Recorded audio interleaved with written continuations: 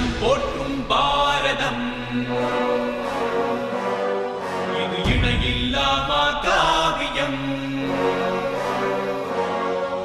தர்ம அதர்ம வழியினிலே நன்மை தீமைக்கு இடையினிலே விளையும் போரினில் சத்தியம் வென்றிடுமா